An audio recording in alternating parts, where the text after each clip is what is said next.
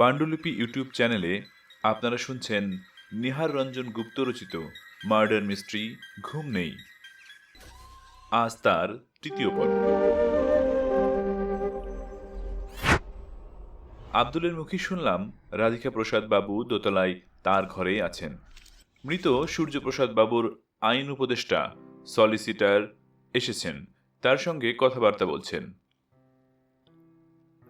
আমি আর মিস্টার রায় রাধিকা প্রসাদের ঘরে গিয়ে প্রবেশ করলাম। রাধিকা প্রসাদ বাবু, তার ছেলে বিমল বাবু ও সূর্যপ্রসাদেব সলিসিটার ঘরের মধ্যে বসে কথাবার্তা বলছিলেন। আমাদের ঘরে প্রবেশ করতে দেখে বিমলবাবুই সাদরে আহ্বান জানালেন, ডাক্তার সেন, কিরিটিবাবু আসেন। সলিসিটার আমাদের ঘরে প্রবেশ করার সঙ্গে সঙ্গে চোখ তুলে আমাদের দিকে তাকিয়েছিলেন। বিমলবাবুই পরিচয় করিয়ে দিলেন, মহিমবাবু, ডাক্তার সেন, আর ইনি হচ্ছেন মিস্টার কিরিটি রায়। সলিসিটার মহিমবাবু হাত তুলে কিরিটি ও আমাকে নমস্কার জানালেন। বিমলবাবুই অতপর সংক্ষেপে কিরিটি রায়ের পরিচয় দিলেন মহিমবাবুকে। আপনি যখন মৃত সূর্যপ্রসাদ বাবুর আইন পরামর্শদাতা ছিলেন, তার উইল সম্পর্কে নিশ্চয় জানেন সব কথা। কিরিটিবাবু মহিমবাবুকে প্রশ্ন করলেন। হ্যাঁ জানি, আর সেই উইলের ব্যাপারেই ওদের সাথে কথা বলতে এসেছিলাম, মহিমবাবু বললেন।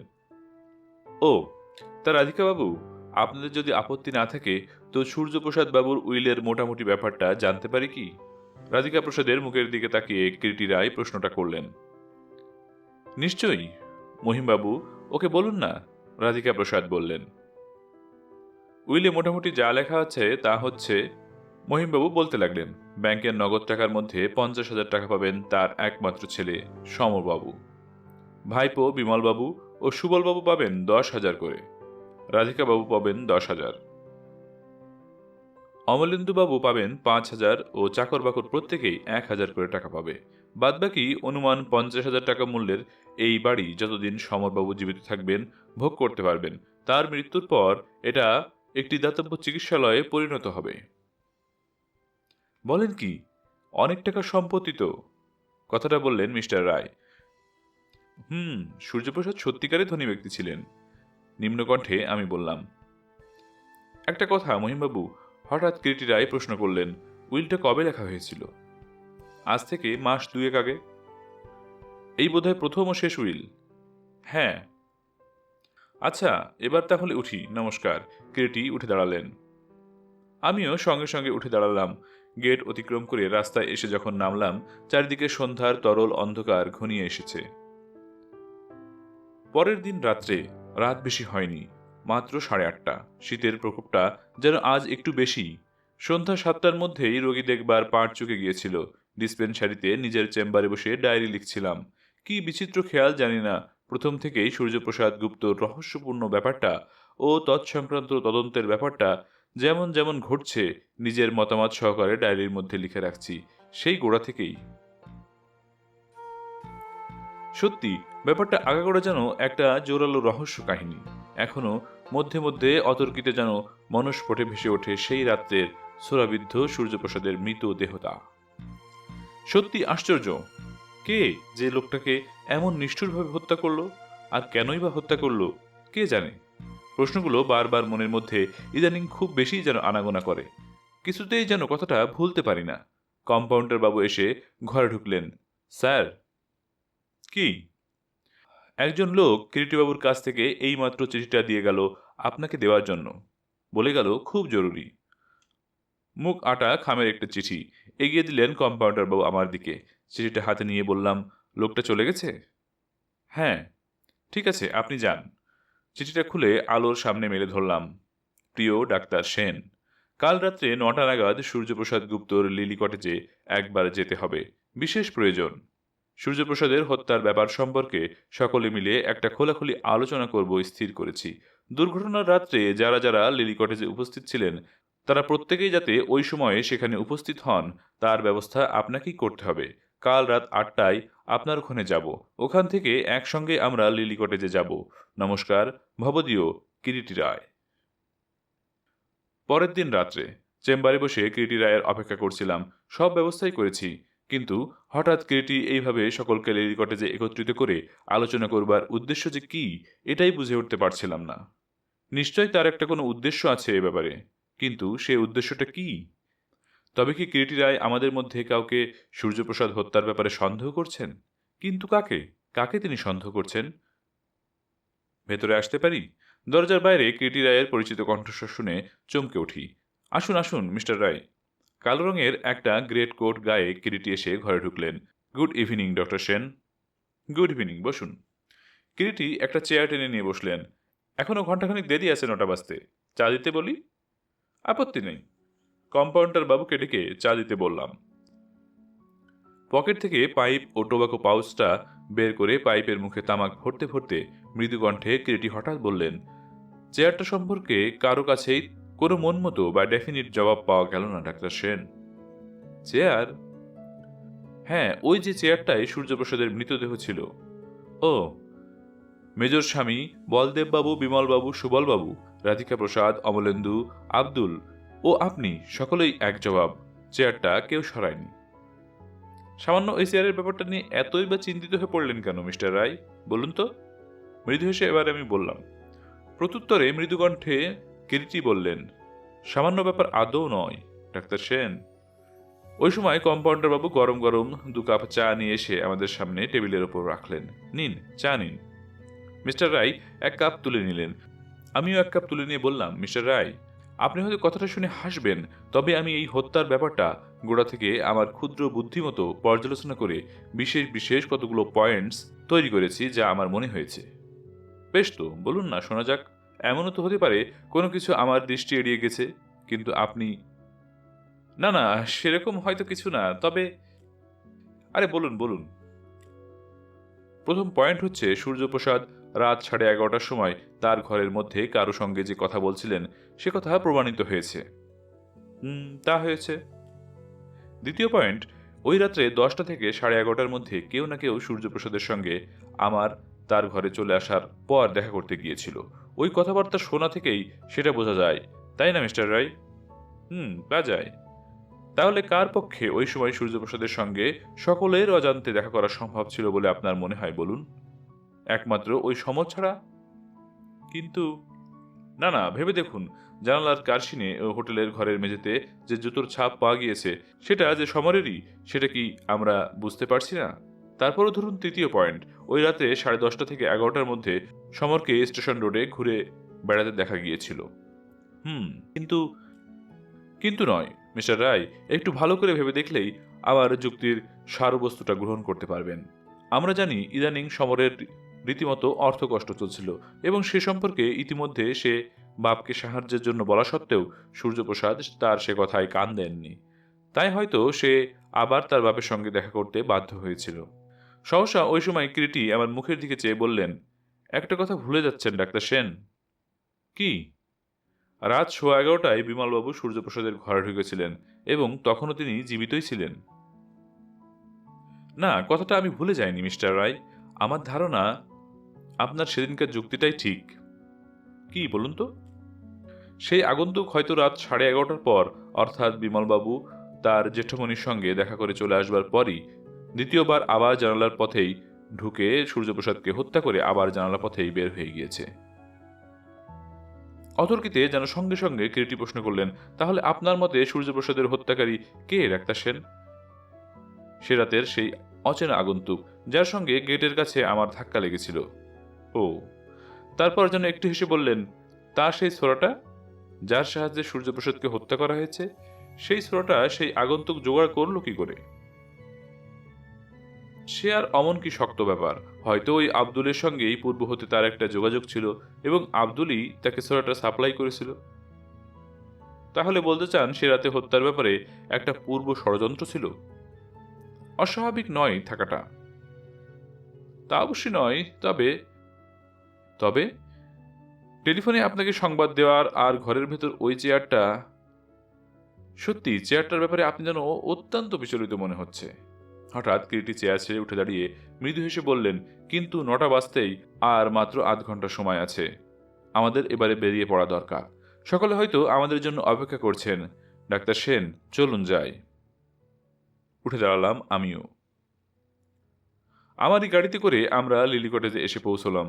পথে উভয়ের মধ্যে আমাদের আর কোনো কথাই হলো না। আমাদের আলোচনার জন্য সে রাতে কিরিটি পূর্ব পরামর্শ মতোই যে ঘরে সূর্যপ্রসাদ নিহত হয়েছিলেন সেই ঘরই নির্দিষ্ট হয়েছিল।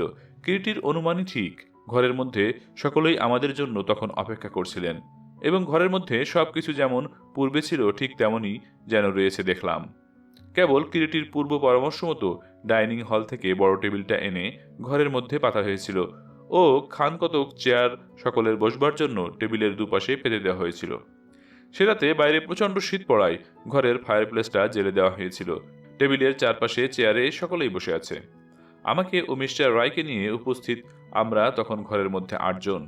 মেজর কৃষ্ণস্বামী, বলদেব সিংহ, রাধিকা প্রসাদ, বিমল, সুবল, অমলেন্দু, আমি ও মিস্টার কিরিটি রায়। ঘরের সিলিংয়ে বিদ্যুৎ বাতিটি নিভিয়ে টেবিলের উপরে একটি নীল ডোমে ঢাকা টেবিল ল্যাম্পটি জ্বেলে দেওয়া হলো। নীলাভ আলোর অস্পষ্টতায় সমগ্র ঘরটি জুড়ে যেন একটি বিচিত্র রহস্য ঘনীভূত হয়ে উঠেছে। ফায়ারপ্লেসের ঊর্ধ্বে ও পার্শ্ব সীমানায় অগ্নির একটি চক্রকার রক্তাভ যেন ছড়িয়ে গিয়েছে। 8টি প্রাণী আমরা ঘরের মধ্যে উপস্থিত, কিন্তু কারো মুখেই টু শব্দটি পর্যন্ত নেই। বোবা সকলে। প্রথমে কিরিটি ও তার পশ্চাতে আমি ঘরের মধ্যে প্রবেশ করার সঙ্গে সঙ্গে একসঙ্গে সজোড়া চক্ষুর নীরব দৃষ্টি যুগৎপথ কিরিটির মুখের উপর বারেকের জন্য স্থির নিবদ্ধ হলো। খোলা জানালা পথে এক ঝলক ঠান্ডা হাওয়া সহসা যেন ঘরের মধ্যে একটা প্রেতের দীর্ঘশ্বাস ছড়িয়ে গেল। চকিতে সঙ্গে সঙ্গে আমার দৃষ্টিটা গিয়ে পড়ল ঘরের কোণে রক্ষিত সেই হাই ব্যাক চেয়ারটির ওপর। সেই চেয়ার, মাত্র কয়েক রাত্রি আগে এই চেয়ারের ওপরেই সকলে মিলে আমরা এই ঘরে আবিষ্কার করেছিলাম ছুরিকাবিদ্ধ সূর্যপ্রসাদ গুপ্তর হিমশীতল প্রাণহীন দেহটা। আজ আবার রাত্রে সেই নৃশংস হত্যাকারীকে খুঁজে বের করার জন্যই আমরা একত্রে এই ঘরে মিলিত হয়েছি। কয়েকটা স্তব্ধ মুহূর্ত, শ্বাসরোধকারী একটা মৃত্যুশীতল স্তব্ধতা যেন। মৃত্যু, মৃত্যু এসেছিল সবার অলক্ষ্যে সে রাতে এই কক্ষে, পা টিপে টিপে এসেছিল, হাতে ছিল তীক্ষ্ণ ছোরা। কেমন করে, কেমন করে হত্যা করেছিল হত্যাকারী? ঢং ঢং ঢং রাত্রি 9টার সংকেতধ্বনি শোনা গেল ওই সময় সহসা, এবং সঙ্গে সঙ্গে কিরিটি ঘরের সেই মুহূর্তে জমাট স্তব্ধতা ভঙ্গ করে বললেন, সকলেই তাহলে আপনারা এসেছেন? এই শীতের রাত্রে এভাবে আপনাদের এখানে টেনে এনে কষ্ট দিতে হলে বলে আমি দুঃখিত, কিন্তু সূর্যপ্রসাদ বাবুর নৃশংস হত্যার ব্যাপারটাও একটা মীমাংসা হওয়া দরকার আপনাদের সকলের দিক থেকে, তাই নয় কি? কিরিটি উপবিষ্ট সকলের মুখের প্রতি তার সপ্রশ্ন দৃষ্টিটা বুলিয়ে দিলেন। বলা বাহুল্য, কেউ কোনো শব্দ পর্যন্ত করলেন না। যে যেমন বসেছিল তেমনই বসে রইলেন, নির্বাক, নিস্পন্দ। 2টি চেয়ার তখনও খালি ছিল। একটিতে আমাকে চোখের ইঙ্গিতে বসতে বলে অন্যটা টেনে নিয়ে বসলেন মিস্টার রায়। পকেট থেকে সিগার কেসটা বের করে তা থেকে একটা সিগার নিয়ে অগ্নিসংযোগ করলেন। কয়েকটা স্তব্ধ মুহূর্ত আবার গড়িয়ে গেল। তারপর কিরিটি আবার কথা শুরু করলেন।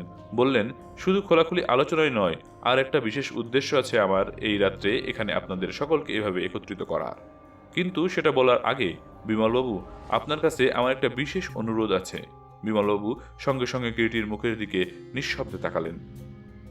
বিমলবাবু, কিরিটি অতপর চাপা অথচ তীক্ষ্ণ কণ্ঠে বলতে লাগলেন, জানি আপনি সমরবাবুর শুধু ভাই নন, তার সমবয়সী বন্ধু।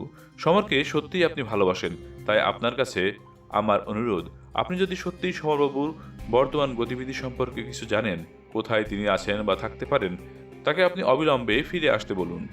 বোবার মতোই যেন চেয়ে আছেন দেখলাম বিমলবাবু। মিস্টার রায় আবার বলতে লাগলেন, নিশ্চয়ই বুঝতে পারছেন এইভাবে আত্মগোপন করে থাকার সঙ্গে সঙ্গে তার অবস্থা বিপজ্জনক হয়ে উঠছে ক্রমশ। এখনও তিনি ফিরে এলে হয়তো আত্মরক্ষার একটা উপায় খুঁজে পেতেন, নিজেকে ডিফেন্ড করবার একটা যুক্তি পেতেন, কিন্তু এরপরও হয়তো সেই সুযোগটুকু আর থাকবে না। কিন্তু আমি কিছুতেই বিশ্বাস করি না মিস্টার রায়, এই নৃশংস ব্যাপারে সমরের এতটুকু হাত আছে, বললেন বিমলবাবু। তাই তো বলছি বিমলবাবু, এখনও তাকে আত্মপ্রকাশ করতে বলুন, এখনও বাঁচার সময় আছে। চেয়ে দেখলাম কিরিটির শেষের কথায় সহসা যেন বিমলবাবুর মুখটা কেমন ফ্যাকাশে হয়ে গেল। শুষ্ক কণ্ঠে কোনো মতে বিমলবাবু কতকটা যেন আত্মগতভাবেই বললেন, এখনো সময় আছে। হ্যাঁ, এখনো সময় আছে। আমি কিরিটি রায় আপনাকে কথা দিচ্ছি, কোনো ক্ষতি আপনার হবে না। যদি জানেন তো এখনো বলুন, কোথায় আছে সমরবাবু? বিশ্বাস করুন মিস্টার রায়, রুদ্ধ কণ্ঠে বিমলবাবু বললেন, সত্যিই সমরের কোনো সন্ধান আমি জানি না। জানেন না? না, জানি না। এবারে রাধিকাবাবু কথা বললেন, যদি জানো তো কেন বলছো না বিমল? বিশ্বাস করুন বাবা, সত্যি আমি জানি না সমরের কোনো সংবাদ। জ্যাঠামণি মৃত্যুর রাতে বা তারপরের একটিবারের জন্য তার সঙ্গে আমার দেখা হয়নি। বেশ, বলে কিরিটি রায় ঘরের মধ্যে উপস্থিত আমাদের সকলের উপরেই নিঃশব্দে একবার দৃষ্টি বুলিয়ে নিয়ে ধীর শান্ত কণ্ঠে বললেন, আজ এ ঘরে যারা উপস্থিত রয়েছেন তাদের প্রত্যেকেই আমি অনুরোধ করছি, যদি কেউ আপনাদের মধ্যে সমরবাবুর সংবাদ জানেন তো অনুগ্রহ করে বলুন। কিন্তু সকলেই নির্বাক, কারো মুখে টু শব্দটি পর্যন্ত নেই। অদ্ভুত একটা স্তব্ধতা ঘরের মধ্যে যেন থমথম করছে।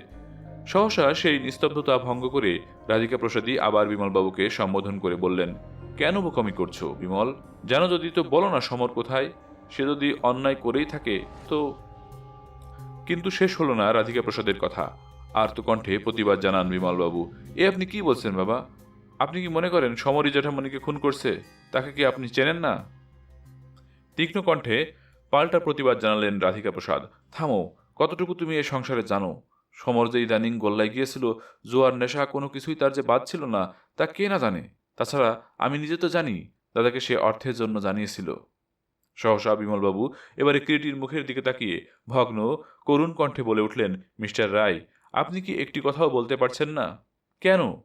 কেন আপনি চুপ করে আছেন? উনি আর কিছু বলবেন বিমলবাবু? বললেন মেজর স্বামী। বিমলবাবু শান্ত হন। কিরিটি আবার মুখ খুললেন, ব্যস্ত হবেন না। তারপর ক্ষণকাল স্তব্ধ থেকে মিস্টার রায় আবার আমাদের সকলের মুখের দিকে তাকিয়ে শান্ত দৃঢ় কণ্ঠে বললেন, আমি যখন এ ব্যাপারে হাত দিয়েছি, যেমন করে যে উপায় হোক না কেন এই রহস্যের কিনারা আমি করবই। চাই কি এ ব্যাপারে আপনারা কেউ আমাকে সাহায্য করুন বা না করুন। সহসা মেজর কৃষ্ণস্বামী প্রতিবাদ জানালেন, আপনি একথা বলছেন কেন মিস্টার রায়? আমরা কি আপনাকে সূর্যপ্রসাদের হত্যা রহস্য উদ্ঘাটনের ব্যাপারে কোনো সাহায্য করিনি?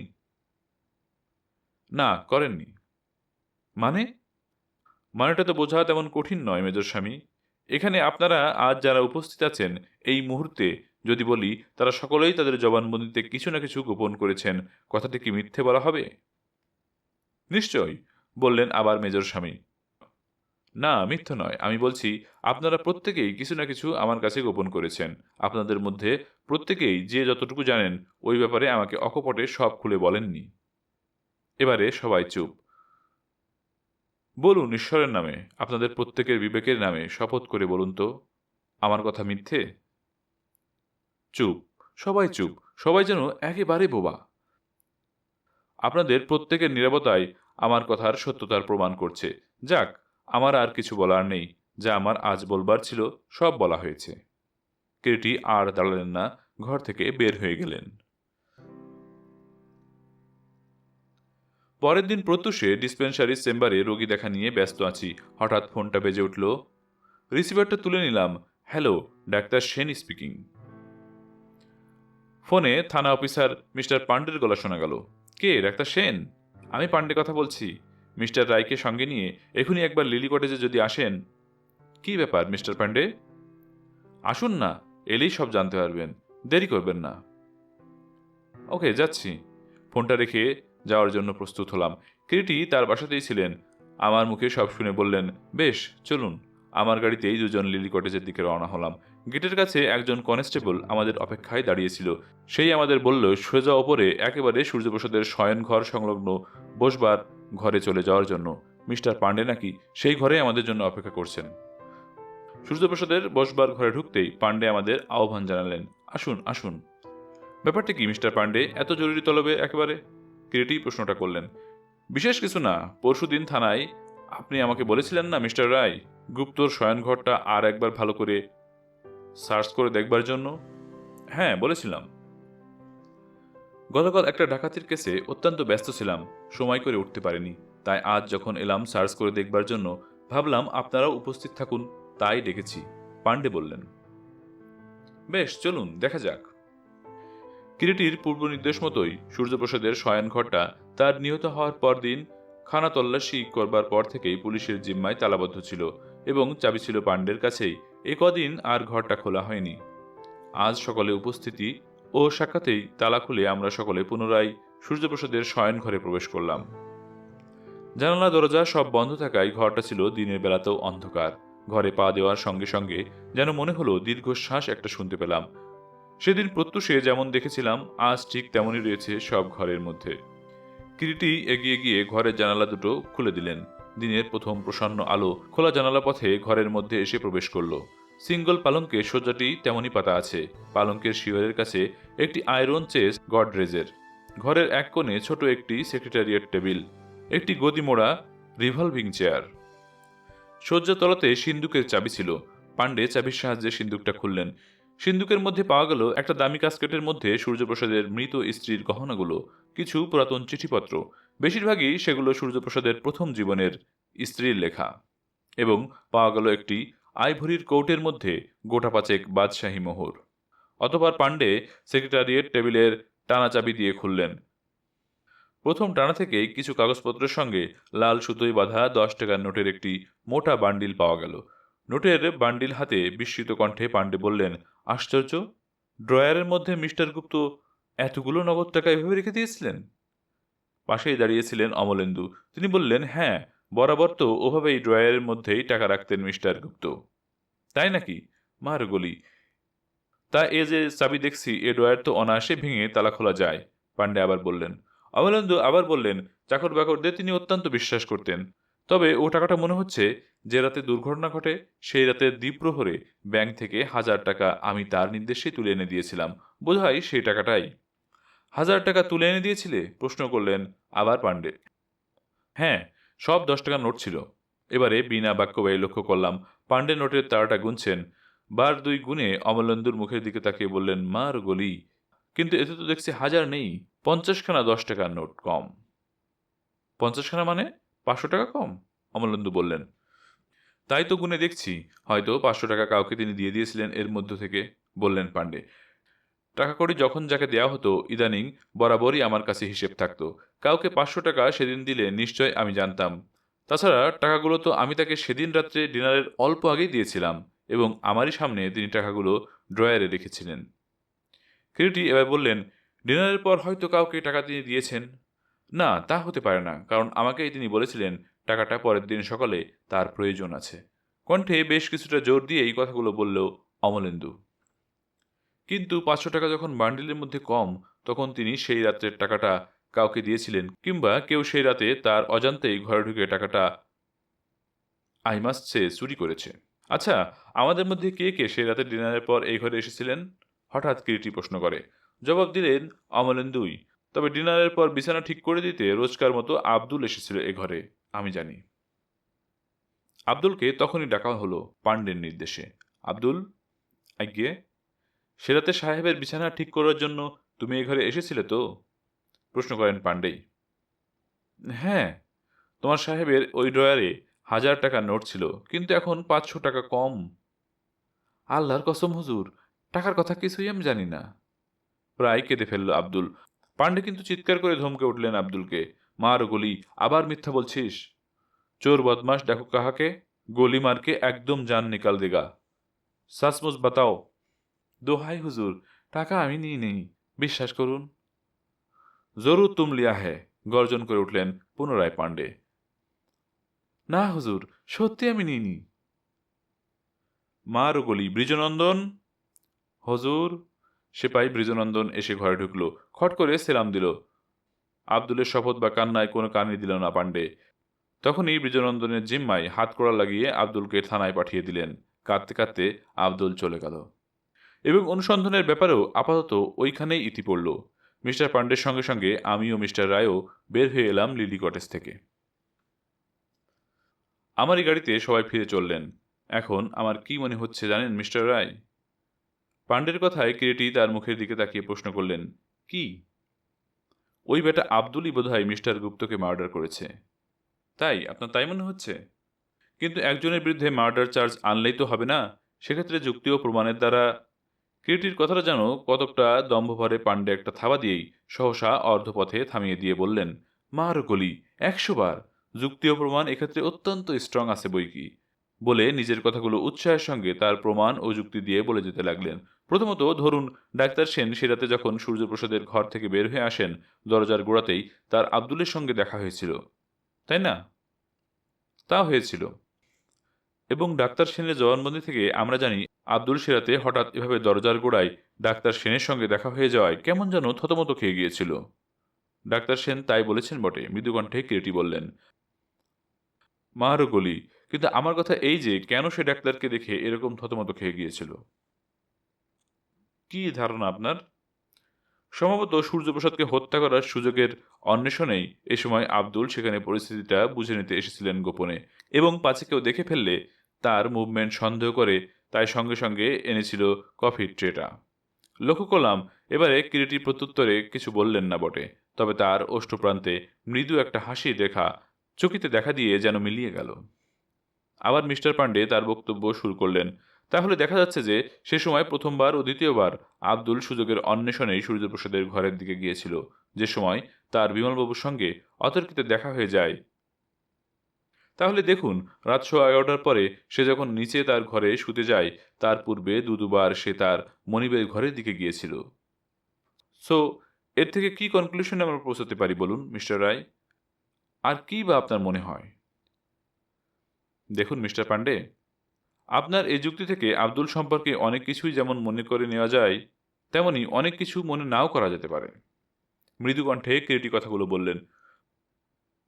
মানে আব্দুল সে রাতে মনিবকে হত্যা করতেও পারে, আবার নাও পারে। আমার তো তাই মনে হয়, সাধারণ বিচার বুদ্ধিতে। তাছাড়া এ হত্যার ব্যাপারে মানে আব্দুল যদি ধরে নেওয়া যায় আপনার কথা মতো তার মনিবকে হত্যাই করেছে, সেক্ষেত্রে তার হত্যার কোনো মোটিভই তো খুঁজে পাচ্ছি না। মারও গলি, মোটিভ? কিন্তু এ জগতের সব ব্যাপারেই সবকিছুর মোটিভই কি খুঁজে পাওয়া যায় মিস্টার রায়? তা হয়তো যায় না, তবে প্রত্যেক হত্যার ব্যাপারেই সেই আবহমান কাল থেকেই একটা কিছু মোটিভ খুঁজে এসেছি আমরা। মারও গলি, আব্দুলের কথা না হয় ছেড়েই দিন, ওই সমরবাবুর কথাই ধরুন না। সমর? হ্যাঁ, তার এভাবে আত্মগোপন করে থাকার এখনো কি কোনো উদ্দেশ্য আছে বলুন তো? হয়তো আছে কিছু একটা। হয়তো আছে, কিন্তু কি? বলে নিজেই বললেন মিস্টার পান্ডে। তার টাকার প্রয়োজন, অতএব এই সময় যে কোনো উপায়ে তার বাপকে সরাতে পারলে এতগুলো টাকা পেয়ে যাবে এবং অভাবটাও মিটে যাবে, এই বোধ হয়। একবারে নাই বা বলি কি করে? কিরিটি পুনরায় মৃদু হেসে শান্ত কণ্ঠে বললেন। মার গলি, ননসেন্স! ঝুটমুট সে তার বাপকে হত্যা করতে যাবে কেন বলুন তো? সে ভালো করেই জানতো তার প্রতি তার বাপের রীতিমতো দুর্বলতা আছে। দুর্বলতা? নিশ্চয়ই, নইলে ওইভাবে চেক জালের ব্যাপারটার পরেও সূর্যপ্রসাদ কখনো ব্যাপারটা চাপা দিয়ে দিতেন? সেটা তার পুত্রের প্রতি স্নেহ না হয়ে নিজের পারিবারিক কলঙ্কে চাপা দেওয়ার জন্যও তো হতে পারে মিস্টার পান্ডে, কিরিটি বললেন। মারও গলি, মোটেই তা নয়। নয়? নিশ্চয় নয়। হিউম্যান ক্যারেক্টার আমার মতো যদি স্টাডি করতেন তাহলে বুঝতে পারতেন মিস্টার রায়। ওই সময় নিশ্চয় আব্দুলকে হাতে করে তাকে দিয়েই বাপকে সরিয়েছে। কিরিটি আবার মৃদু হাসলেন। হাসলেন যে মিস্টার রায়? অন্য একটা সম্ভাবনার কথা এক্ষেত্রে কিন্তু আপনি ভুলে যাচ্ছেন মিস্টার পান্ডে। কিরকম? ডাক্তার সেনের জবানবন্দিতে একটা কথা আমরা শুনেছিলাম। কি? সেই ব্লু রঙের খাম ও লেটার পেপারে লেখা সূর্যপ্রসাদের কাছে তার বন্ধুর চিঠিটা। চিঠি? হ্যাঁ, যেটা সূর্যপ্রসাদ পড়ে শোনাবার জন্য ডাক্তার সেন বারবার পীড়াপিড়ি করা সত্ত্বেও। বলতে বলতে মিস্টার রায় একবার আর চোখে আমার দিকে তাকিয়ে বললেন, কিছুতেই শেষ পর্যন্ত শোনেননি বা শুনতে চাননি উনি, তাই না ডাক্তার সেন? হ্যাঁ, কিন্তু বলছিলাম কি, সেই চিঠিটার মধ্যে সমরের উল্লেখ ছিল, তাই না ডাক্তার? মৃদুকণ্ঠে আমি সমর্থন জানালাম। হ্যাঁ। তাহলে এমনও তো হতে পারে ওই চিঠির মধ্যে সূর্যপ্রসাদের কোনো পারিবারিক কলঙ্কের কথা সত্যিই ছিল। পারিবারিক কলঙ্ক? ডাক্তারও তাই সমর্থন করেন, তাই না ডাক্তার সেন? কেটি আবার আমার মুখের দিকে তাকিয়ে প্রশ্নটা করলেন। হ্যাঁ। যাক সে কথা, বলছিলাম এমনও তো হতে পারে সমরই কোনো না কোনো উপায়ে জগৎজীবনবাবুর মৃত্যু ঘটিয়ে পুলক জীবনবাবু তার ছোট ভাইয়ের ঘাড়ে দোষটা চাপাবার ভয় দেখিয়ে তার কাছ থেকে টাকা দহন করেছিল। অর্থাৎ সাদা কথায় পুলক জীবনকে ব্ল্যাকমেইলিং করছিল। আর সেই কথাই হয়তো উল্লেখ ছিল সেই ব্লু রঙের চিঠিতে। আশ্চর্য! পোর সমর! ক্রমেই দেখছি তার বিরুদ্ধে অপরাধের প্রমাণগুলো জোরালো হয়ে উঠছে একের পর এক। কথাটা বললাম আমি এবার। চকিতে কিরিটি রায় আমার দিকে তাকিয়ে শান্ত কণ্ঠে বললেন, হচ্ছে নাকি? তাই তো দেখছি মিস্টার রায়, আমি জবাব দিলাম। কিন্তু ওইখানেই ডাক্তার সেন আপনার ও মিস্টার পান্ডের মধ্যে মতভেদ ঘটছে। মারও গলি, কিউ? প্রশ্ন করলেন পাণ্ডে। কারণ যদিও তার বর্তমান দুরবস্থার জন্য নিদারুণ অর্থাভাব, জুয়ার প্রতি তার নেশা ও উচ্ছৃঙ্খল স্বভাব এবং শেষোক্ত দুটি জোরালো কারণ প্রভৃতি তার মোটিভই প্রমাণ করছে, তথাপি কোনো মতে এখনও আমি বিশ্বাস করতে পারছি না যে সমরবাবুই তার পিতার হত্যাকারী। কিন্তু কেন? প্রশ্ন করলেন পাণ্ডে আবার, সহজ ও স্বাভাবিক বিচার বুদ্ধিতে যাকে বলে আপনারা কমন সেন্স। ইতিমধ্যে কথা বলতে বলতে তিনজনে আমরা যে ঘোড়াপথে হাঁটতে হাঁটতে কিরিটের বাসাবাড়ি সানি ভিলার গেটের সামনে এসে গিয়েছি। আমি বা পাণ্ডে টেরই পাইনি। কিরিটি রায়ের পরবর্তী কথাতেই চমক ভাঙার সঙ্গে সঙ্গে ব্যাপারটা খেয়াল হলো। আসুন ডাক্তার সেন, মিস্টার পাণ্ডে, গরিবের বাড়িতে এক কাপ চা খেয়ে যান। না না, চা, বাধা দেওয়ার চেষ্টা করলাম আমি, কিন্তু কিরিটি কানই দিলেন না সে কথায়। বললেন, আরে আসুন আসুন। কিন্তু তখনও স্বপ্নেও ভাবিনি কত বড় একটা বিস্ময় পর মুহূর্তে কিরিটি সানি ভিলায় আমাদের জন্য অপেক্ষা করছে। সানি ভিলার গেট দিয়ে প্রবেশ করে বাইরের ঘরের পর্দা তুলে ভিতরে পাওয়া যাওয়ার সঙ্গে সঙ্গেই যেন থমকে দাঁড়িয়ে গেলাম। ঘরের মধ্যে একাকী একটা সোফায় দুই হাতের মধ্যে মাথা গুজে নিস্তব্ধ হয়ে বসে আছেন বিমলবাবু। কে বিমলবাবু? কিরিটির সচকিত প্রশ্নে চমকে মাথা তুলে তাকালেন বিমলবাবু আমাদের দিকে। সমস্ত মুখখানার মধ্যে তখন যেন তার মনে হলো লজ্জা, অপমান ও নিদারুণ একটা হতাশা স্পষ্ট হয়ে উঠেছে। বিমলবাবু? আবার নিরুত্তর বিমলবাবুর দিকে তাকিয়ে ডাকলেন মিস্টার রায়। বিমলবাবু তবু নিরুত্তর। লেকিন বাত ক্যা হ্যায় বিমলবাবু, আপ ইহা কিউ? জিজ্ঞাসা করল মিস্টার পাণ্ডে। বিমলবাবু তথাপি নিরুত্তর। কি হয়েছে বিমলবাবু, কতক্ষণ এসেছেন? কিরিটির স্নেহভরা কণ্ঠস্বরে এবারে মুখ খুললেন বিমলবাবু। মিনিট 10 হবে এসেছি মিস্টার রায়, মৃদুকণ্ঠে জবাব দিলেন বিমলবাবু। আপনারা আমাদের বাড়ি থেকে বের হয়ে আসার সঙ্গে সঙ্গেই সাইকেলে চেপে এখানে চলে এসেছি। মৃদু হেসে এবার কিরিটি হঠাৎ বললেন, কিন্তু যা আপনার আমাকে বলার ছিল সেটা গত রাতেই আমাকে বলতে পারতেন। হ্যাঁ, আপনাকে তো আমি আশ্বাস দিয়েছিলাম। সেক্ষেত্রে সত্যটুকু বলার মতো সৎসাহস আপনাদের সকলের কাছেই কিন্তু আমি আশা করেছিলাম। কিন্তু কিরিটির কথা শেষ হলো না। বাইরে সাইকেলের ঘণ্টি শোনা গেল। কে এলো? উঠে দাঁড়ালেন মিস্টার রায় সঙ্গে সঙ্গে। খোলা দরজাপথে উঁকি দিয়ে দেখি মিস্টার পাণ্ডের অধীনস্থ পুলিশ কর্মচারী সতীনাথ বাবু সাইকেল থেকে নামছেন। সতীনাথ সাইকেলটা একপাশে ঠেসান দিয়ে রেখে সোজা একেবারে এসে ঘরে ঢুকলেন। মিস্টার পাণ্ডে সর্বপ্রথম সতীনাথকে প্রশ্ন করলেন, কিয়া বাত হে সতীনাথ? সতীনাথ তখন রীতিমতো হাঁপাচ্ছে। হাঁপাতে হাঁপাতে বললেন, সেই লোকটিকে পাওয়া গিয়েছে স্যার। কে? কাকে পেয়েছেন? প্রশ্ন করলেন এবার মিস্টার রায়। সেই যে যার সঙ্গে সে রাতে, মানে মিস্টার গুপ্তের হত্যা রাতে লিলি কটেজে গেটের সামনে ডাক্তার সেনের ধাক্কা লেগেছিল। मारो गोली मिल गया। शाबाश सतीनाथ, जिंदा रहो बेटा, तुम तो सब कमाल कर दिया मेरे लाल। আনন্দে একেবারে উচ্ছ্বাসিত হয়ে উঠলেন মিস্টার পাণ্ডে। সত্যি কথা বলতে কি, আমি তো তখন একেবারে কিন্তু পাণ্ডে তখনও সোৎস হয়ে বলে চলেছেন, মার গলি, হু হু বাবা, ঘুঘু দেখেছ, ঘুঘুর ফাঁদ দেখনি। মিস্টার পাণ্ডে তার গোফে তা দিতে লাগলেন। কিরিটি রায় ধীর পদে সোফা থেকে উঠে গিয়ে টিপোয়ের উপর রক্ষিত একটি সুদৃশ্য রৌপ্যধার থেকে একটি চুরুট তুলে নিয়ে তাতে অগ্নিসংযোগ করে পুনরায় নিঃশব্দে এসে সোফার উপরে বসলেন। ব্যাপারটার মধ্যে যেন কোনো গুরুত্বই নেই, নিতান্ত স্বাভাবিক দৈনন্দিনের একটি ঘটনা মাত্র। সতীনাথবাবু সহসা কিরিটি কথা বললেন। বলুন। লোকটিকে কি গ্রেপ্তার করা হয়েছে? না, তবে আপাতত পুলিশের নজরবন্দি করে রাখা হয়েছে সন্দেহের বশে, জবাব দিল সতীনাথ। ও, তা লোকটাকে কোনো জবানবন্দি নেওয়া হয়েছে? এক নম্বরের ঝানু বদমাস লোকটা মিস্টার রায়, কোনো কথাই বলতে চায় না। হুম, কোথায় নজরবন্দি করে রেখেছেন তাকে? আমাদের পুলিশ স্টেশনে। মারো গলি, তাহলে তো এখনই আমাদের একবার সেখানে যাওয়া দরকার। কি বলেন মিস্টার রায়? তা দরকার বই কি, কারণ যে ধরা পড়েছে সেই যে সেরাতের অচেনা লোকটা, সেটা তো এখনো প্রমাণিত হয়নি। সেক্ষেত্রে তার শনাক্তকরণেরও তো একটা দরকার আছে, বললেন মিস্টার রায়। শনাক্তকরণ? ও তো জরুর হো গয়া, ভাগেগা কিধার? তা সত্যি। তাহলে ডাক্তার সেন বলুন। তাকালাম আমি মিস্টার রায়ের মুখের দিকে। বর্তমান ক্ষেত্রে আপনার সাহায্যই তো সবচেয়ে বেশি প্রয়োজন আমাদের। আমার? হ্যাঁ, কারণ ইট ওয়াজ ইউ যার সাথে সে রাতে লোকটির লিলি কটেজের সামনে ধাক্কা লেগেছিল, মিস্টার রায় বললেন। হ্যাঁ হ্যাঁ, রায় সাহেব বিলকুল ঠিক বলা। সমর্থন করলেন মিস্টার পান্ডে। তাই বলছিলাম, আপনি আইডেন্টিফাই করলেই তো ব্যাপারটা চুকে গেল। জরুর, চালিয়ে ডাক্তার সেন। বেশ, চলুন। পুলিশ ভ্যানে চেপেই আমরা অতবা থানা থেকে মুড়ি পুলিশ স্টেশনের দিকে রওনা হলাম। বলা বাহুল্য, পূর্বেই বিমলবাবুকে তখনকার মতো বিদায় দেওয়া হয়েছিল। বেলা তখন গোটা 12 হবে। প্রচণ্ড রৌদ্রতাপে আকাশটা যেন একেবারে পুড়ে ঝাঝা করছিল। পুলিশ ট্রাকটা গন্তব্যস্থলের দিকে 40 মাইল স্পিডে ছুটছিল। সকলেই চুপচাপ ভ্যানের মধ্যে বসে, একমাত্র অনর্গল বক্তা মিস্টার পান্ডে ব্যতীত।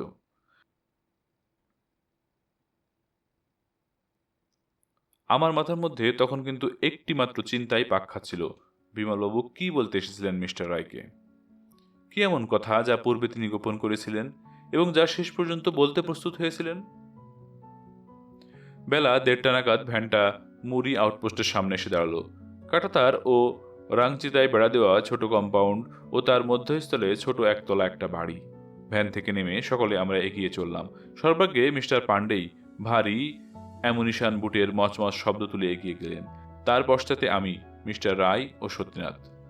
ঘরে ঢুকতেই থানা ইনচার্জ মিস্টার চৌবে তার বিরাট ভুঁড়িটা নিয়ে কোনো মতে হাঁসফাঁস করতে করতে উঠে দাঁড়ালেন, বোধহয় সকলকে অভ্যর্থনা জানাতেই। মিস্টার পান্ডে কাউকে থানা ইনচার্জের সঙ্গে আমাদের পরিচয় করিয়ে দেওয়ার ধার দিয়েও গেলেন না। একটা চেয়ার টেনে নিয়ে বসতে বসতে বললেন, কিধার হ্যাঁ ও আদমি, ইধার বুলাইয়ে। তখনই দারোয়ানকে ডেকে চৌবে লোকটার অফিস ঘরে আনতে বললেন, কয়েদ ঘর থেকে। একটু পরে দারোয়ানের সঙ্গে সঙ্গে লোকটি এসে ঘরে ঢুকলো। বয়সের যুবক, 22-23-এর বেশি হবে না। তীক্ষ্ণ দৃষ্টিতে তাকালাম আমি তার দিকে। বেশ ঢ্যাঙা, রোগাটে এবং পাকানো চেহারা। রসকসহীন দীর্ঘ অত্যাচার স্বাক্ষরিত রুক্ষ একটা ভাব তার চেহারার মধ্যে সুস্পষ্ট। রোগা এবং ঢ্যাঙা হলেও দেহের প্রতিটি পেশি যেন দেহের শক্তিরই স্বাক্ষর দেয়। মাথা ভর্তি তেলহীন রুক্ষ বিপর্যস্ত কেশ। মুখের রং কিছুটা রোদে পোড়া তামাটে, এবং এককালে যে গায়ের রং পরিষ্কারই ছিল আজও তা বুঝতে কষ্ট হয় না। পরিধানে একটা মলিন চকোলেট কালারের লংস এবং গায়ে একটা কালো রঙের পুরাতন লং কোট। কোটের কলার উল্টানো, মুখটা ভেঙে গিয়েছে, ছোট ছোট দাড়িতে ভর্তি মুখটা, চোখের দৃষ্টিতে যেন একসঙ্গে ঘৃণা ও আক্রোশ ফুটে বের হচ্ছিল। ক্যা নাম হে তুমহারা? প্রশ্ন করলেন পান্ডে সর্বপ্রথম লোকটিকে। রুক্ষ বিরক্তভরা কণ্ঠে সঙ্গে সঙ্গে জবাব এলো, কেন, কতবার বলতে হবে? কমল। কমল কি? আপনার পদবি কি? জিজ্ঞেস করলেন এবারে কিরিটি। পূর্ববৎ রুক্ষ কর্কশ বিরক্তিভরা কণ্ঠে জবাব এলো, কেন বলুন তো? নাম, গোত্র, পদবি ঠিকুজি সব চাইছেন, কি করেছি আমি? কঠোর কণ্ঠে এবার জবাব দিলেন মিস্টার পান্ডে, দেখিয়ে বাবুজি, ভালো কথার জবাব না দেন তো ঠান্ডি গারদে আটকে রাখবো। কুছ খানা ফেনা ভি নেহি মিলেগা। কেন? আমি চুরি করেছি না খুন করেছি? হঠাৎ কিরিটি রায়ের কণ্ঠে চমকে উঠলাম। ডাক্তার সেন, বলুন। কি, লোকটাকে চেনা চেনা বলে মনে হচ্ছে? লম্বা লোকটা অনেকটাই এইরকমই বটে, তবে অন্ধকারে একটুক্ষণের জন্য দেখেছিলাম। কিরিটি আমার কথার জবাব দিলেন না। লোকটির দিকে আবার কি যেন তাকিয়ে দেখতে লাগলেন তীক্ষ্ণ দৃষ্টিতে। তারপর আবার সেই প্রথম প্রশ্নের পুনরাবৃত্তি করলেন, এই কমলবাবু, আপনার পদবিটা তো বললেন না। এবারে যেন সহসা পিঞ্জরাবদ্ধ হিংস্র ব্যাঘ্রের মতো গর্জন করে উঠল কমল, বলবো না। শুনছেন, বলবো না। বলবেন না? না না না। তারপরই পার্শ্বে দণ্ডায়মান চৌবের দিকে তাকিয়ে বলে ওঠে পূর্ববৎ তীক্ষ্ণ আক্রোশ ভরা কণ্ঠে, আমাকে ছেড়ে দিবেন কিনা বলুন। কঠোর কণ্ঠে এবার প্রত্যুত্তর দিলেন মিস্টার পান্ডে, না, ছাড়া হবে না। হবে না? কিন্তু কেন, শুনতে পারি কি? কিসের জন্য এভাবে আমাকে আটকে রেখেছেন? জবাব দিলেন এবার সতীনাথ বাবু, আজ ভোররাতের দিকে আপনি লিলি কটেজের পেছনে বাগানের আশপাশে ঘোরাফেরা করছিলেন কেন? আমার খুশি। বেশ, খুশি না হয়, কিন্তু আমাদের একজন পুলিশ প্রহরী আপনাকে দেখতে পেয়ে যখন ডেকেছিল, আপনি তখন সাড়া না দিয়ে পালিয়ে এলেন কেন? কে বলল পালিয়ে এসেছি? মিথ্যে কথা। আমি একাগ্রহ চিত্তে কমলের বাদানুবাদ শুনছিলাম, এবং এতক্ষণে আমি বুঝতে পারি এই লোকটার সঙ্গেই সে রাতে লিলি কটেজের সামনে আমার ধাক্কা লেগেছিল। ওর কণ্ঠস্বরও আমি চিনতে পারি। সঙ্গে সঙ্গে মিস্টার রায়ের মুখের দিকে চেয়ে চাপা কণ্ঠে বললাম, মিস্টার রায়, চিনেছি। এই লোকের সঙ্গেই সে রাতে আমার ধাক্কা লেগেছিল। চিনতে পেরেছেন? হ্যাঁ। কমলবাবু? গোজ হয়ে দাঁড়িয়ে রইল কমল। কিরিটের ডাকেও কোনো সাড়া দিল না। শুধু গতকাল রাত্রেই নয়, কিছুদিন আগেও এক রাতে আপনি 11টা নাগাদ লিলি কটেজের সামনে গিয়েছিলেন। তাই নাকি? হ্যাঁ, আর যে লোকের সঙ্গে সে রাতে আপনার ধাক্কা লেগেছিল ও যাকে আপনি লিলি কটেজের কথা জিজ্ঞেস করেছিলেন, তিনি এখানেই উপস্থিত। আপনাকে তিনি চিনতে পেরেছেন। বেশ করেছেন। কিন্তু গিয়েছিলেন কেন? আমার খুশি, আমি গিয়েছিলাম। আমি কোথায় যাব না যাব তাও কি অন্যকে জিজ্ঞেস করে যেতে হবে নাকি? ঝাঁঝালো কণ্ঠে জবাব দিল কমল। তাহলে আপনি স্বীকার করছেন যে সে রাতে আপনি লিলি কটেজের সামনে গিয়েছিলেন? কিরিটি মৃদু কণ্ঠে বললেন।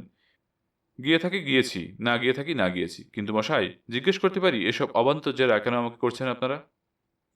আপনি কি সংবাদপত্রে লিলি কটেজের মালিক সূর্যপ্রসাদ গুপ্তের রহস্যজনক হত্যার কথা পড়েননি? প্রশ্নটা করে তীক্ষ্ণ দৃষ্টিতে তাকালো মিস্টার রায় কমলের দিকে। বলিহারি বাবা, কি বুদ্ধি আপনাদের! সত্যি আপনাদের বুদ্ধির বালাই নিয়ে আমার জলে ডুবে মরতে ইচ্ছা করছে। শেষ পর্যন্ত আমাকেই তবে সূর্যপ্রসাদের হত্যাকারী ঠাউরে নিয়েছেন। ব্রেভো! কিন্তু সে রাতে আপনি রাত 11টার সময় লিলি কটেজের সামনের গেটের উপস্থিত ছিলেন, এ কথা তো অস্বীকার করতে পারবেন না কমলবাবু। কিরিটি আবার বললেন পূর্ববত দৃঢ় অথচ মৃদু কণ্ঠে। কিন্তু আমি যদি বলি না যাইনি? যাননি? না। যাননি? না, না। কিন্তু আমি বলছি আপনি গিয়েছিলেন। গায়ের জোরে প্রমাণ করতে চান নাকি কথাটা? না, গায়ের জোরে নয়, প্রমাণ আছে আমার। প্রমাণ? কি, ফটো তুলে রেখেছিলেন বুঝি? না, ফটো নয়। কিন্তু দেখুন তো।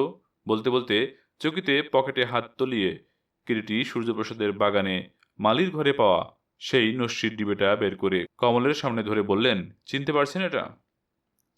কিন্তু আশ্চর্য! জোকের মুখে নুন ছিটিয়ে দিলে মুহূর্তে যেমন জোকের অবস্থা হয়, ঠিক তেমনই যেন ছোট্ট হয়ে গেল সহসা কমলের মুখখানা কিরিটির হাতে সেই কালো রঙের নস্যের কৌটিটা দেখে। এবং ক্ষণপূর্বের তার সেই ঔদ্ধত্য ও আক্রোশ যেন দপ করে ফু দিয়ে বাতি নেভার মতোই নিভে গেল।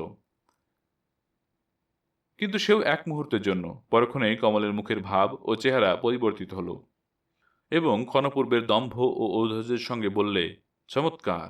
একটা অতি সাধারণ কালো রঙের নস্যির কৌটো প্রমাণ করে দিল যে সে রাতে লিলি কটেজে আমি গিয়েছিলাম। অদ্ভুত একটা কাঠিন্য যেন চকিতে কিরিট রায়ের সমস্ত চোখে মুখে ফুটে ওঠে। তিনি ঋজু কঠিন কণ্ঠে এবার বললেন, কমলবাবু, কিরিটি রায়ের সঙ্গে আপনার পরিচয় নেই, নয়তো বুঝতে পারতেন সে যখন কোনো ব্যাপারে স্থির নিশ্চিত হয় তখন তার যুক্তি ও প্রমাণের সাহায্যেই হয়। কিন্তু এই তো বয়স আপনার, কোকেনের অভ্যাস কতদিন হলো করেছেন? কোকেন? অর্ধস্ফুট কণ্ঠে কমল কথাটা উচ্চারণ করল। হ্যাঁ, কোকেন। এবং পরক্ষণেই পূর্ববৎ কঠিন স্বরে বললেন, আপনার কথা শুনে মনে হচ্ছে জীবনে যেন ও বস্তুটির নামও শোনেননি আপনি। শুনুন কমলবাবু, কোকেন যারা অভ্যস্ত হয় তাদের লক্ষণগুলো আমার অজানা নয়। আপনার দাঁত, ঠোঁট ও চোখের তারারন্ধ্র তার সাক্ষী দিচ্ছে। তাছাড়া নষ্টির সঙ্গে কোকেন মেশানো থাকায় কেমিক্যাল অ্যানালাইসিসে সেটা আমার কাছে ধরা পড়েছে। কমল এবারে একেবারে নিথর স্তব্ধ। কি কমলবাবু, এবারে বোধহয় স্বীকৃতি দিতে আপত্তি হবে না আপনার? মিস্টার পান্ডে এবার বললেন, মার গলি, ওই রাতে তুমি লিলি কটেজে গিয়েছিলে কিনা? মৃদু কণ্ঠে এবার কমল জবাব দিল, হ্যাঁ, সে রাতে আমি সেখানে গিয়েছিলাম। কিন্তু 11:30টার সময় সেখান থেকে আমি চলে আসি। সেখানকার লোকেরাই তার সাক্ষী দেবে। বেশ, এনকোয়ারি করে যদি তাই প্রমাণ হয় তো আপনি যে নির্দোষ মেনে নেব আমরা। কিন্তু আপনার নির্দোষিতা প্রমাণিত না হওয়া পর্যন্ত আপনাকে পুলিশের নজরবন্দি থাকতে হবে, কিরিটি বললেন। বেশ, কিন্তু সে রাতে ওই সময় কেন লিলি কটেজে গিয়েছিলেন? পুনরায় প্রশ্ন করলেন কিরিটি। দরকার ছিল আমার। কি দরকার ছিল? একজনের সঙ্গে দেখা করতে গিয়েছিলাম। অত রাতে? হ্যাঁ। কার সঙ্গে দেখা করতে গিয়েছিলেন? বলতে পারবো না। বলবেন না? না। কেন? কারণ কথাটা একান্তই আমার ব্যক্তিগত ব্যাপার। তাছাড়া রাত 11:15টায় যদি সেখানে থেকে চলেই এসে থাকি তাহলে তো আমার নির্দোষিতা প্রমাণ হয়ে যায়। তবে কেন আবার এসব প্রশ্ন? প্রশ্ন করছি এই জন্য যে রাত্রি 11:15টায় সেখান থেকে চলে আসার পর যে আবার আপনি রাত 12টার মধ্যে কোনো এক সময় সেখানে যাননি, সেটা তো ওর দ্বারা প্রমাণিত হচ্ছে না কমলবাবু। আমি বলছি আপনাকে সূর্যপ্রসাদকে আমি হত্যা করিনি। সেটা তো প্রমাণ সাপেক্ষ। কেন? কারণ যতক্ষণ না সে রাতে 11:15 থেকে রাত 12টা পর্যন্ত এই 45 মিনিট সময়ের মুভমেন্টস আমরা সঠিকভাবে জানতে না পারছি, ততক্ষণ পর্যন্ত আমরাই বা আপনার কথাটা সত্যি বলে কিভাবে মেনে নিই বলেন? বেশ, মানতে হয় মানবেন, না মানতে হয় না মানবেন। আমার যা বলার ছিল বলেছি। এবারে আপনাদের যেমন খুশি করুন।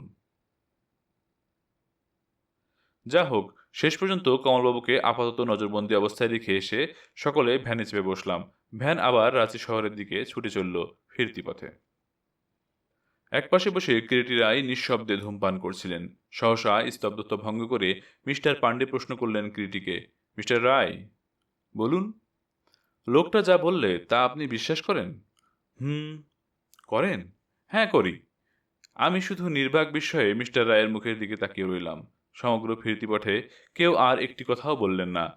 প্রায় থানার কাছাকাছি এসে মিস্টার পান্ডে আবার কত কটা যেন আত্মগতভাবে বললেন মৃদু কণ্ঠে, আশ্চর্য, লোকটা কিছুতেই স্বীকার করল না। কি মিস্টার পান্ডে? প্রশ্নটা করলাম আমি।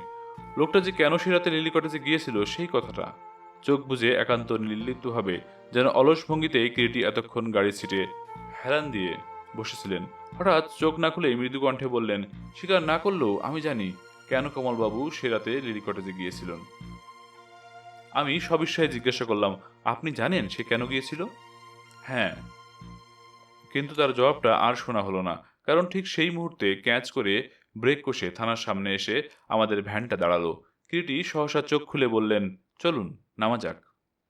এবং নামতে নামতে বললেন, মিস্টার পান্ডে, বড্ড চায়ের পিপাসা পেয়েছে যে। মারও গলি, চলুন চলুন, নিশ্চয়ই, সোৎসাহে আহ্বান জানালেন মিস্টার পান্ডে।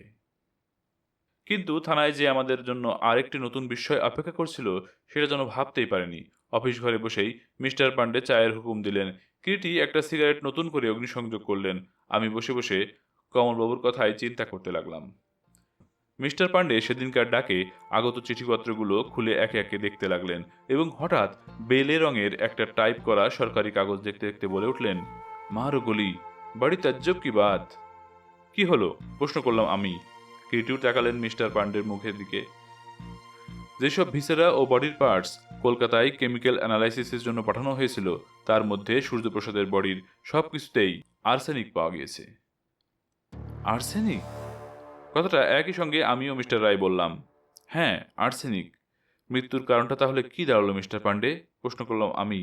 আপনার কি মনে হয় ডাক্তার সেন? কিরিটি আমার মুখের দিকে সহসা যেন স্থির দৃষ্টিতে তাকিয়ে প্রশ্ন করলেন। আমার? হ্যাঁ, আপনি তো একজন উচ্চশিক্ষিত ডাক্তার, আপনি বলুন না মৃত্যুর কারণটা এক্ষেত্রে আসলে কি হতে পারে। আমার আমার আমার মনে হয় স্ট্যাবিংই মৃত্যুর কারণ। তাই? আপনার অনুমানই সত্য ডাক্তার সেন। তবে এও ঠিক। কি মিস্টার রায়? হতভাগ্য সূর্যপ্রসাদকে মোক্ষম বা চরম মৃত্যুর আঘাত দেওয়ার পূর্বে আর্সেনিক সেকো বিষ দিয়ে স্লো পয়জনিং নিশ্চয় করা হচ্ছিল। এ আপনি কি বলছেন রায় সাহেব? মিস্টার পান্ডে বলে উঠল। কেন, আপনার হাতে রিপোর্টই তো তার প্রমাণ করছে মিস্টার পান্ডে। তা যদি না হতো, মৃতের ভিসেরা ও চুলে ও নখে নিশ্চয় আর্সেনিক পাওয়া যেত না। কেমিক্যাল ইনভেস্টিগেশনে আর্সেনিকের ট্রেস বডি টিস্যু ও ভিসেরা পাওয়া গিয়েছে, অথচ অ্যাকিউট আর্সেনিক পয়জনিং এর কোনো সিমটম পাওয়া যায়নি মৃত্যুর পূর্বে। তাতে কি মনে হয় না যে সোরার সাহায্যে সূর্যপ্রসাদকে হত্যা করার পূর্বে নিশ্চয়ই আর্সেনিকের সাহায্যে নিঃশব্দে সবার অলক্ষ্যে হতভাগ্যকে এই দুনিয়া থেকে সরাবার জন্য স্লো পয়জনিং করা চলছিল, এবং এতে করে এই সিদ্ধান্তে আমরা অনায়াসে পৌঁছতে পারি যে সূর্যপ্রসাদ হত্যার ব্যাপারটা সর্বতোভাবেই পূর্ব পরিকল্পিত। সহসা মিস্টার পান্ডে কিরিটির শেষ কথায় যেন বিশেষ উৎফুল্ল হয়ে উঠলেন। মারগলি, আপনি ঠিকই বলেছেন, তবে তো ওই বদমাইশই এটা করেছে। হ্যাঁ, আমি এবার বুঝতে পারছি মিস্টার পান্ডে। কিরিটির ডাকে তার মুখের দিকে তাকিয়ে এবার পান্ডে জবাব দিলেন, এবার তো বুঝতে পেরেছেন মিস্টার রায়। কি? ওহি আব্দুলই উনকো খুন কিয়া হোগা জরুর। আব্দুল? নিশ্চয়ই, সেই যখন সূর্যপ্রসাদকে সর্বদা খাবার ও পানীয় সরবরাহ করত তখন সেক্ষেত্রে আব্দুল ছাড়া আর কার পক্ষে এইভাবে মিস্টার গুপ্তকে আর্সেনিকের সাহায্যে স্লো পয়জনিং করা যায়? কিন্তু একটা কথা ভুলে যাচ্ছেন মিস্টার পান্ডে। কি? সূর্যপ্রসাদকে আর্সেনিক দিয়ে স্লো পয়জনিং করা হলেও তার মৃত্যুর কারণটা শেষ পর্যন্ত স্টাবিংই, আর্সেনিক নয়। মৃদু শান্ত কণ্ঠে কিরিটির কথাগুলো বললেন। ধুত্তেরি শালা, মারও গলি। একটা হতাশা ও ব্যর্থতা ফুটে ওঠে মিস্টার পান্ডের কণ্ঠস্বরে পরক্ষণেই। পরের দিন বেলা তখন প্রায় গোটা 10 হবে। চেম্বারে রোগীর তেমন বিশেষ ভিড় না থাকায় 9:30 নাগাদ হাতের কাজ শেষ হয়ে গিয়েছিল। ডায়েরিটা খুলে বসেছি গত কদিনের ঘটনাগুলো টুকবো বলে। দরজার বাইরে পদশব্দ পাওয়া গেল। ভেতরে আসতে পারি ডাক্তার সেন? কে? মিস্টার রায়? আসুন আসুন। কিরিটি এসে ঘরের মধ্যে ঢুকলেন। পরিধানে একটা পাতলা ট্রপিক্যাল ট্রাউজার ও গায়ে তদ্রূপ হাফ শার্ট। চা দিতে বলি মিস্টার রায়? অমৃতে অরুচি কবে আমার বলুন। চায়ের কথা বলে বসলাম এসে আবার। 2-4টে মামুলি কথাবার্তার পর হঠাৎ একসময় আমি প্রশ্ন করলাম, আচ্ছা মিস্টার রায়, গতকাল মুরি আউটপোস্ট থেকে ফেরবার পথে কমলবাবু কেন সে রাতে লিল কটেজে এসেছিলেন, কথাটা আপনি বলতে গিয়েছিলেন। হ্যাঁ, তিনি এসেছিলেন, কিন্তু এবারেও কিরিটি রায়ের কথাটা শেষ হলো না। বাইরে ফট ফট ফট পরিচিত মোটর বাইকের গর্জন শোনা গেল। কি ব্যাপার মিস্টার পান্ডে হঠাৎ এ সময় এদিকে? বলতে বলতে উঠে দাঁড়ালেন মিস্টার রায়। মিস্টার রায়ের অনুমান মিথ্যা নয়। মিস্টার পান্ডে এসে পরক্ষণে কক্ষ প্রবেশ করলেন। মার গলি, আপনি এখানে মিস্টার রায়? আর সারাটা শহর আপনাকে আমি খুঁজে বেড়াচ্ছি। হাওয়াতে হাওয়াতে পান্ডে বললেন, কি ব্যাপার মিস্টার পান্ডে, বসুন বসুন। মার গলি, আপ ঠিক কহে থে। কি ঠিক বলেছি? হ্যাঁ, কমলগুপ্তই লোকটা। কমলগুপ্ত? কিরিটি যেন চমকে ওঠে। হ্যাঁ, লোকটার পদবিও জানা গিয়েছে। তা কি বলছিলেন? সে সম্পূর্ণ নির্দোষ। নির্দোষ? হ্যাঁ হ্যাঁ। প্রমাণ পেয়েছেন তাহলে? বিনা প্রমাণে পান্ডে এক পাও এগোয় না। কিন্তু কি প্রমাণ পেলেন? খোঁজ নিয়ে জানা গেল শহরে বাঙালিদের যে ক্লাবটা আছে তারই পেছনে যে রেস্টুরেন্ট ও হোটেলটা আছে, ওই যে যার নাম ম্যানিলা হোটেল, সেখানেই রাত 11:30 থেকে 12:30 পর্যন্ত সে জুয়ার আড্ডায় ছিল, অর্থাৎ ফ্লাশ খেলছিল। বটে। হ্যাঁ, তাহলে রাত 11:30 পর্যন্ত যখন মিস্টার গুপ্তের সে রাতে বেঁচে ছিলেন, সেক্ষেত্রে কমলবাবু নিশ্চয়ই তাকে কোনোভাবে মার্ডার করতে পারেন না। তা বটে। তাহলে আর ভদ্রলোককে খুনের ব্যাপারে জড়ানো চলে না, কি বলেন? তা আর চলে কি করে? মৃদু কণ্ঠে কিরিটি জবাব দিলেন। শুনছিলেন নিহার রঞ্জন গুপ্ত রচিত রহস্য উপন্যাস ঘুম নেই। আজকের পাঠটি এখানেই শেষ হলো। উপন্যাসটির শেষ অংশ শোনার আমন্ত্রণ জানিয়ে আজকের মতো এখানেই বিদায় নিচ্ছি। আল্লাহ হাফেজ।